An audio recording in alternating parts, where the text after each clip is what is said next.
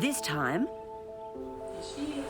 Backroads is going to a wedding as I meet the dressmakers of country New South Wales. We do have a bit of style about us country girls.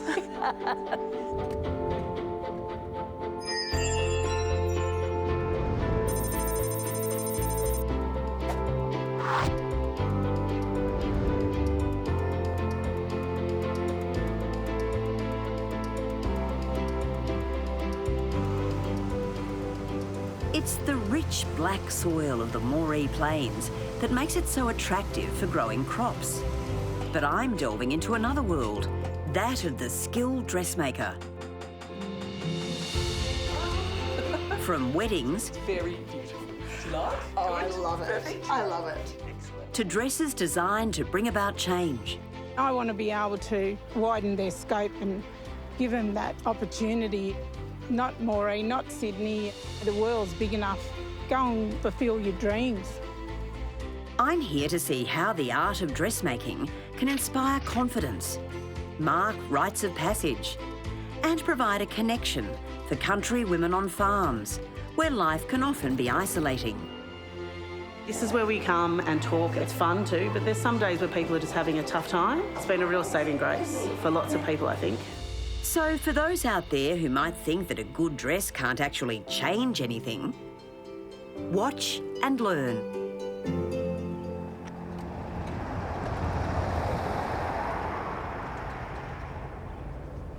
Over the years, I've heard from friends on the Bush Telegraph about someone you would not expect to find out here on these dusty back roads.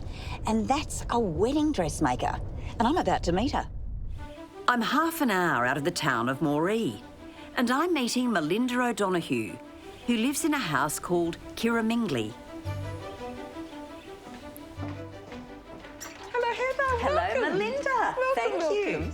Pleasure. What a lovely old place you've got. Thank you, Heather. We love it. It's a charming. very old house, but we do love it. It's part 1860s and part turn of the Really? century, but you have to love an old house to live in an old house. You do. and Did you renovate? We do. We have. Over a period nice of 20 job. years. Melinda has lived here with her husband Des and their 2 kids for 24 years. And during that time, she's been very busy. Heather, this is my fitting studio. Oh, what a gorgeous It is. room. Very pretty. It's beautiful. These are just gorgeous. There's 75 metres of tulle in that dress, which is quite amazing, which you wouldn't think that at all. It's very lovely. And this one, Very that looks beautiful. so hard to make. Very beautiful, fine, dainty lace. Yes. On a very fine, dainty girl. Clearly. Very. And how many dresses have you made? Oh, over the last 25 years, probably over 300 dresses. No. A lot. A lot. And How do you do it? Oh, lots of hours. Lots of hours sewing. Classically trained dressmaker Melinda is known as a designer and maker of some of the finest couture or made-to-measure wedding dresses in Australia. She's had clients fly in from America and the UK and is so in demand, she now confines her work to local country girls. It's just a funny thing. I've always wanted to sew. My mother sewed beautifully, and I started sewing at school, and I used to, make clothes in the 80s, very interesting clothes, and then sewed after I left school, and I went to the Canberra Institute of Technology and became a commercial fashion designer. But then I fell in love with Desmond, and he decided that he wanted to move. We're at Tubalata, which is just down the road, and I spent a month making my wedding dress and my bridesmaids' dresses and my mother's dress and 2 flower girl dresses. And we got married, and it was a lovely, exciting time. And then people started coming to see me and started dressmaking, and yeah, I've been doing it ever since.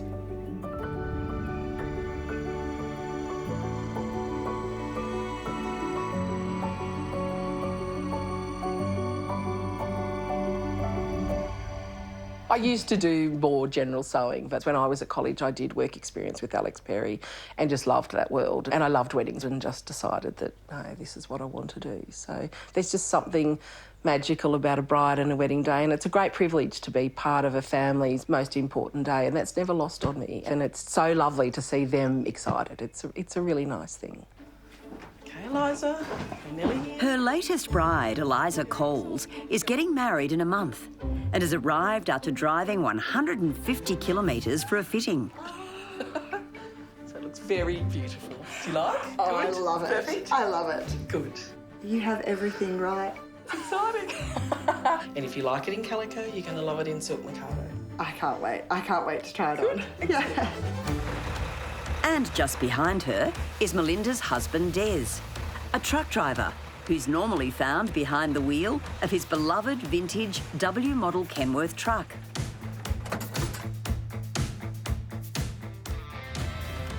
He plays an integral part in the whole operation.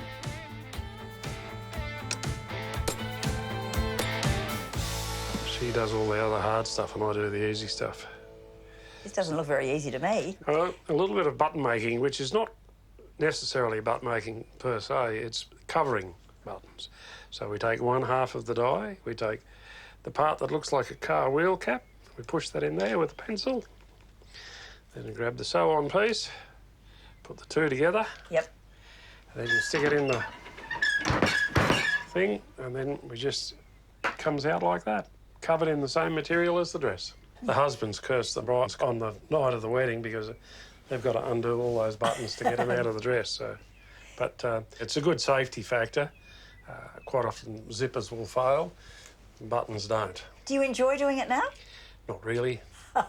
Be honest. It takes a lot of time, and Melinda very often, most nights, would work until 11 or 12 at night, and that's pretty much 7 days a week. So these sorts of jobs have got to be done. So You like driving trucks better? I do. Much better. But anyway, it gives you time to think about life and the universe while you're doing it. I bet. And what else have you learned about the process over the years? Girls are tricky, aren't they? Bridesmaids are the worst. They're always interested in themselves. They seem to be more important than brides, they think. There are some girls who shouldn't get married. Tell it like it is. Are you proud of what she does? Oh, very, yeah. I mean, you've got to go a lot of hundreds of kilometres in every direction to find somebody else that can do it. It's not off the hook. It's made for everybody, and everybody is very different and quite crooked and all over the shapes and sizes, so, yeah, it's good. In the bridal studio, bride-to-be Eliza Coles is nearing the end of her fitting, and she's invited me in for a sneak peek. How gorgeous do you look, Eliza? Very beautiful. So we've got a few little fitting things that we've got to do just to make it perfect. So this is the final calico. So I then pull this apart and use it as the pattern on the silk mikado. So What do you think? I'm very happy with it. It's beautiful. As you should be. Yeah, oh, you've done it's such gorgeous. a good it's glowing. job. And it's not even the real thing yet. Like, imagine the finished product. I know. Well, this is everything that I wanted, and I'd be pretty happy to wear this, actually. Oh. And Eliza, I'm just looking, you could have pockets if you would like pockets. Oh, Would you I'd like love pockets, if I that's can put, yeah, doable. I can put pockets in that little seam there. What are you going to put in pockets? Oh, my hands? Brides love pockets. They all love pockets. Do they? Yeah, it's a really, I didn't it's know a really that. big thing. I'm borrowing my mum's ring to wear on my other hand. So. That's the old borrowed. Oh, but And you've got blue. Yeah, where's the blue? You've got blue. Oh, yes, look at the ring. Beautiful. That's divine. thank you. Yeah. Melinda will be fitting the dress right up to the moment Eliza walks down the aisle. Which means she's been to hundreds of weddings over the years, getting to know a large part of the community, especially in Moree itself. The art gallery in Moree even hosted a 20-year retrospective, telling the stories of Melinda's bridal dresses, including her own wedding dress. It was so popular, Melinda ended up giving tours. And Jemima's dress was very dainty and pretty. It has the godets in the front, so her skirt's quite a bit fuller than the rest of the skirts, and all hand-beaded lace on her tulle. In all, nearly 3,000 people came, an attendance on a par with the visiting Archibald Prize.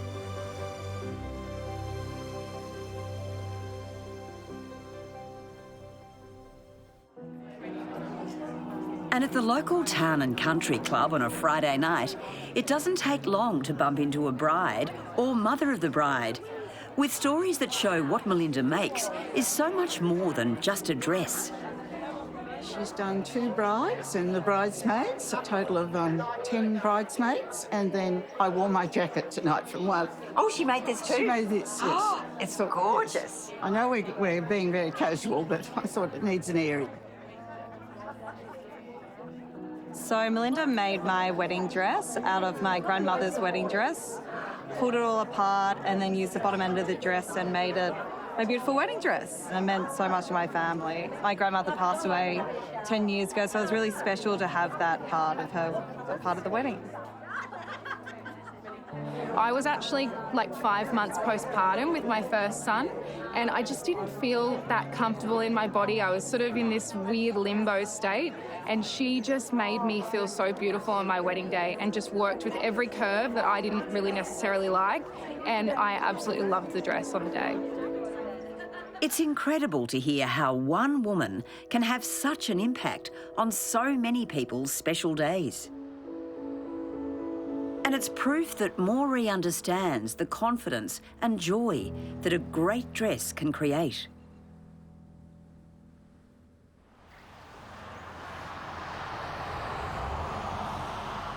It's the next morning, and as the sun rises over Moree, I've come to see where Melinda shops. Somewhere that's been a source of support to dressmakers since 1976, Sylvia's Fabrics.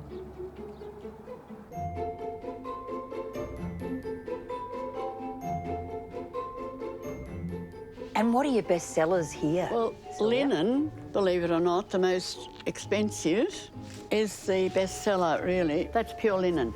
Oh, that feels lovely. Broderie anglaise, you see the beautiful pattern in there? Oh, yes. That is very popular in the ready-mades as well. You don't see them like this too often, harking back to a time when people made their own clothes. There used to be 8 shops selling fabric in Moree. Sylvia's Fabrics is the only one left. But my husband talked me into it, and here we are, 48 and a half years. Gosh. Well, it was the Paris end of Moree there for quite some time. Do you think less people are sewing these days then? It's gone right back because not too many people are sewing. In those days, they used to make their children's clothes. They can go into any of the cheaper shops and they can pick up a garment for $5, so why would they spend $14.50 or so a metre to make a dress? Melinda is one of Sylvia's best customers and couldn't live without this shop. It's where she's sourced material for nearly every dress she's made. This is a history. This is Melinda's history? This is history. All in those books? Yes, and this is from 2011. There's 100 garments in that book. And this one goes from the 2016 to 4th of the 5th, 22.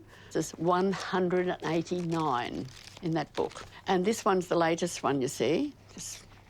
These are 50 in that. That's 359. Lots may have changed in Moree since Sylvia first took over the shop, but Sylvia is still serving those inspired by another era, when there was no other option out here but to make your own. And were you married here in Moree? Yep. Married in Moree 63 years ago. There would have been no Melinda then. Who made your wedding dress? I did. You made it? I was 23 on a treadle machine and 4 sisters had the 4 bridesmaids' dresses, did mum's and my mother-in-law's. You made everybody's? On a treadle, you know, the old treadle machine. What a dynamo. Sylvia has been providing for the town's dressmakers and clothes menders for nearly 5 decades, including another local designer whose dresses now grace the catwalks of the world.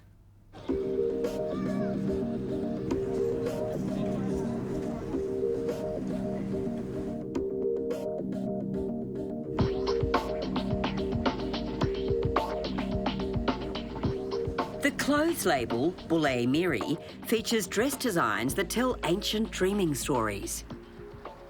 And it all began on this street in Moree, where dress designer Gomeroi woman Colleen Ty Johnson grew up. I remember my grandmother, she measured me to make a dress for me because we had nothing. And that's where I used to watch her a lot on the old Singer sewing machine and just sewing and dressing people in the community. frills all over the back. It was here, in 2002, that Colleen came up with an idea for a program to try and use her knowledge of fashion and dresses to empower the next generation of young Aboriginal women. Well, the program was actually giving them that confidence to be able to come out in the community and, you know, to dress up, because the attire around that time was just shorts and tracksuits and T-shirts and your hair pulled back straight. So talking about how to look after your hair, look after your skin and everything that would give you confidence.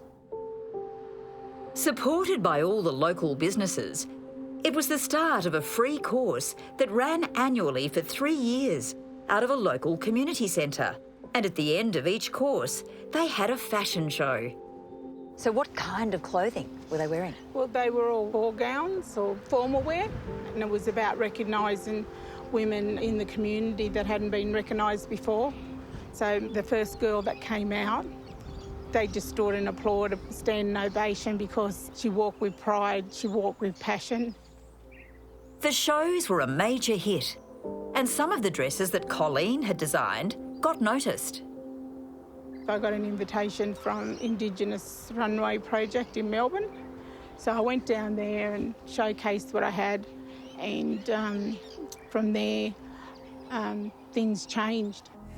Bulle Miri, which means black star in the local Gamaluroi language, became the name of the label. And Colleen started taking students as models and crew to New York and beyond. I started getting invitations to shows and runways in different countries. I got invited to Plitz New York City Fashion Week. I was the first international Indigenous designer to present at New York City Fashion Week. And that was an eye-opener. And I'm here in New York at the Flying Strawberry runway. I remember I was on the podium and this reporter asked me, what is so unique about Bulle Miri, which is my label? I said, Bulle Miri is about telling stories of the oldest living people in the world, and he didn't have any more questions to ask me. Colleen continues to take young Aboriginal people to the international stage, building self-esteem and providing fashion industry training. I want to be able to widen their scope and give them that opportunity. Not Moree, not Sydney, you know, the world's big enough. Go and fulfil your dreams. I like to think that Colleen, Sylvia and Melinda have still got that magic, that belief in the power of making an amazing dress, empowering femininity in country places like Moree, where life often revolves around wheat, cotton and oilseed. Somewhere else where dressmaking creativity blossoms is the Moree TAFE. And it's where Colleen and Melinda are comparing notes about their favourite shop in town, Sylvia's Fabrics. You know, I go a fair way back with Sylvia. I don't know how she's still going, because she's always been full on. She has, absolutely. But Sylvia's been a big part of my journey, you know, from early days at St. Philomena's. And she's got so much knowledge about fabric. She would have said to you, this fabric would be good to print and this wouldn't. And you can go in there and find unique fabrics where you can't find in, like, Spotlight or... No, definitely not. She won't use the word Spotlight. No. I love these colours. Well, the story's about strong families, strong communities. Wow. So, you know, you had to see the symbols around the campfire and... This is the campfire, isn't it? Yeah. You could really flounce around in this one. This one... Look at all the frills. Well, the young girl, she opened FOMA in this dress. Wow. And she stole the show, I think. She would have looked like $1 million, I would imagine, especially with all the gorgeous ruffles. It would have been just You'd have to be a young, skinny mini thing. Yeah, absolutely. I don't think I'd be squeezing into those. No, it's amazing. So how would you compare Melinda's work to yours? Oh, look, quite different, but I'm a big fan of Couture and bespoke, so... We're the same. It's probably just mostly mine are white and... Yeah, and where I can use colours and stories. Yes.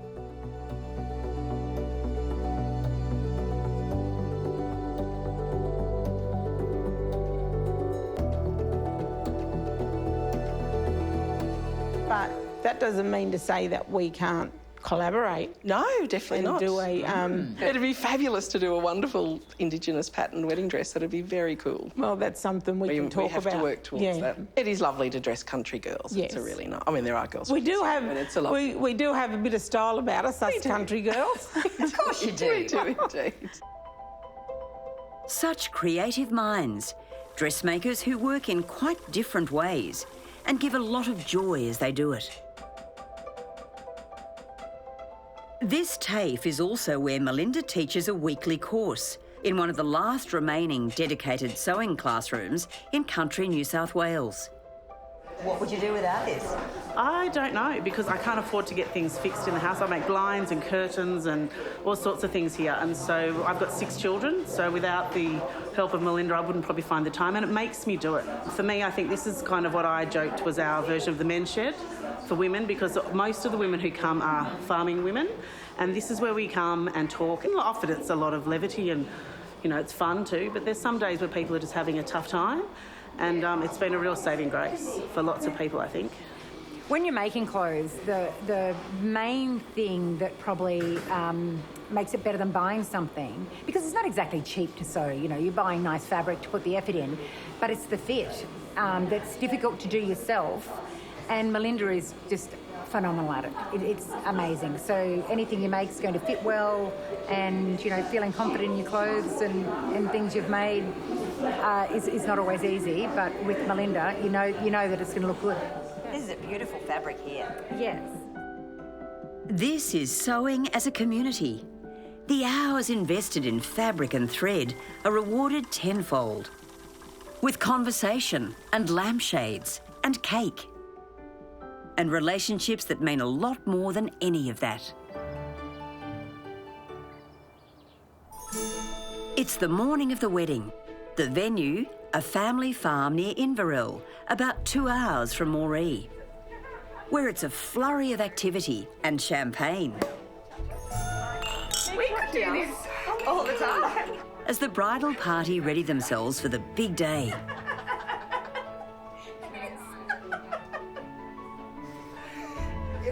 Melinda has already been here for hours. Melinda, is this all part of the service? It is indeed. It's a long day of ironing. I usually try and get here in the morning, and I start with the bridesmaids' dresses, and I usually end with the wedding dress. You are unbelievable. I like to just do it that I know that everything's perfect, hoping that a zipper doesn't bust or a button doesn't pop off. How many buttons have we got on this dress? I think there's 142, on this dress. No. There is. All done by your husband? All done by Des. They all work, but we only will undo them to about 30, I think, and then the rest of them just... What a duo you two are. Well, I better not hold you up, had I? No, back to work you go. With the hair done, the table set, the chairs arranged, family and friends are gathering under a marquee in the rain. And the dress, that's been 3 months in the making, finally gets its first public airing.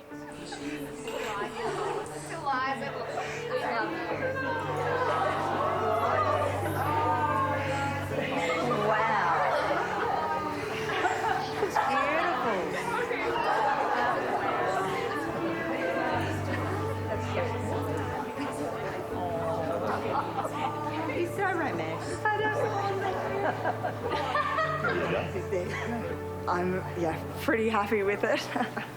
It feels fantastic, and it's just better than I could have imagined. Better? That is high praise. It is high praise. We have some extra little details added, and yeah, it's beautiful. Congratulations. I think you look just fantastic. Oh, thank you, Heather. And have a ripper time. We will.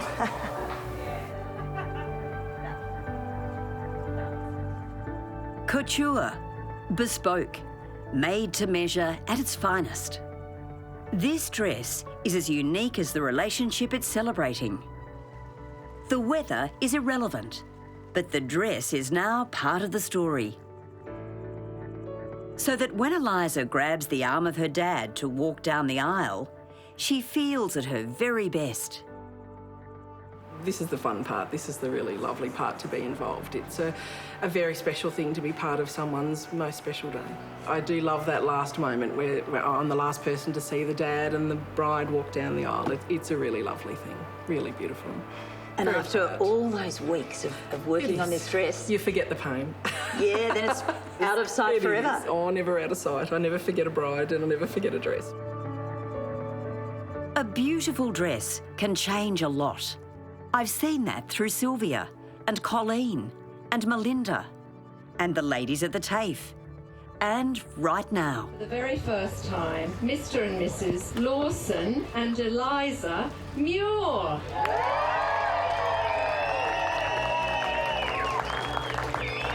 Just look at how much joy a dressmaker can bring. And you don't have to live in the city to do it.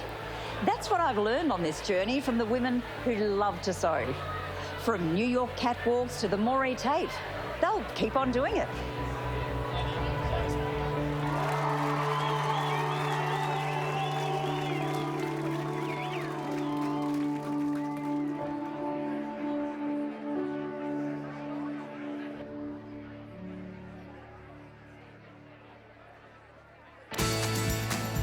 Next time, I'm blown away by northeast Tasmania. Well, if it's good enough for Mary Poppins. Where any reason is reason enough to get together. How much beer and how much bullshit? Probably more bullshit than beer. It's the home of the Coastal Plains Nation. So Mallagina Day is on this weekend. We're expecting up to 1,000 people. And where you can feast on the bounty of the sea. 6-pack of beer is how long it takes to cook a crate.